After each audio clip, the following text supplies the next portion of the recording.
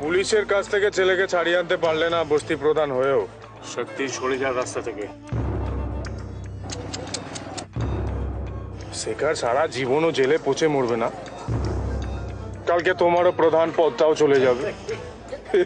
আর একটা কথা বললে টুটি টেনে ছেড়ে নেবো। তুমি তো অপ্তাত হয়ে গেছো একদম। শক্তি চিল্লাও মত, গলা নামিয়ে কথা বলো। আর এখন তোমার এই ছোবলে বিষ নেই জগন মন্ডল, তুমি এখন ঢোড়া সাপ হয়ে গেছো। ফোঁস করতে পারো কিন্তু ফোনা তুলতে পারো না। আর এখন থেকে গোখরো সাপের দিন শুরু। গোখরো? হ্যাঁ গোখরো।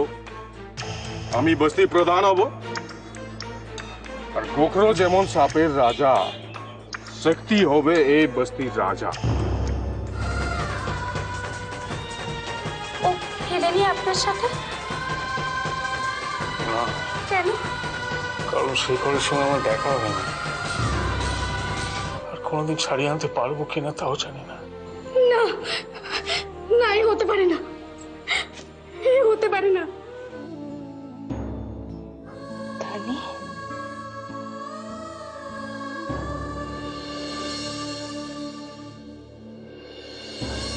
তানি, তানি, তানি এসেছে, তানি এসেছে, আমার খবর তার দিল। তানি এসেছে। আমি তো তোমার সামনেই দাঁড়িয়ে আছি মা, আমায় চিনতে পারছো না? তুই কে? না, তুই আমার তানি নস।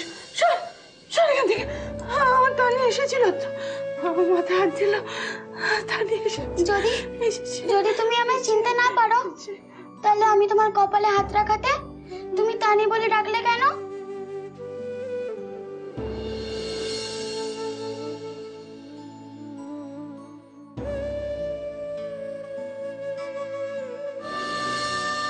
তোমাকেই আমায় চিনে নিতে হবে মা, তোমাকেই চিনে নিতে হবে।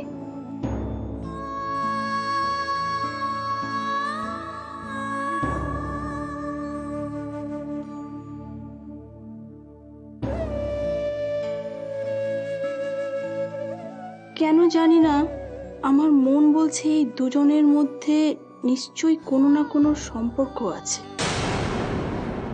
বাবা, বৌদির ছেলে নয়, মেয়ে হয়েছে। তুমি একটা মেয়ের জন্ম দিয়েছো? কেন?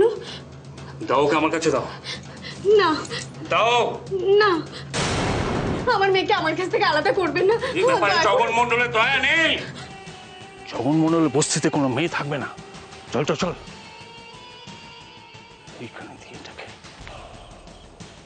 দূর হ। না না, শোনে, আমার মেয়ে, আমার মেয়ে কোথায়?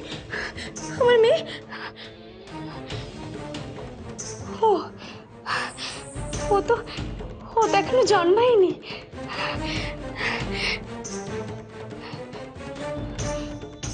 কিন্তু কিন্তু সত্যিই যদি আমার মেয়ে হয়, তুমি যেদিন মেয়ে সন্তানের মা হবে,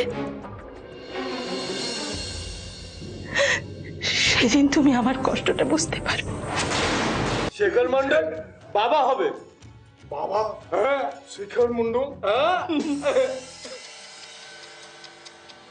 বেচারি শেখর মন্ডল, ওর বাচ্চা জন্ম নেওয়ার আগেই শেখর শহরের জেলে পাচার হয়ে যাবে। আর যখন ফিরে আসবে সব সাজা ফাজা খতম করে, তখন এসে দেখবে যে বস্তি থেকে জগন মন্ডল এবং ওর পরিবার পুরো আউট হয়ে গেছে, বস্তি ছাড়া হয়ে গেছে, পুরো বস্তি ছাড়া। গুরু, জগন মন্ডলকে বস্তি ছাড়া কে করবে? কে করবে?